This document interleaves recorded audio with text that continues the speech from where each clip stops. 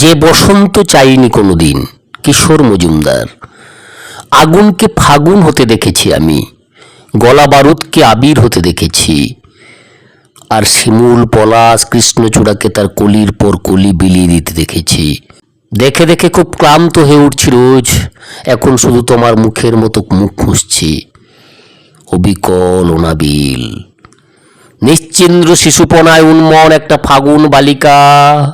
জলপাই পাতার ফাঁকে ফাঁকে জালবোনা রোদ, কাদা জল পুকুরের পাশে সাদা বকের মতন প্রতিশ্রুতি নিয়ে, রাজনীতির পোষা সাদা কালো রং।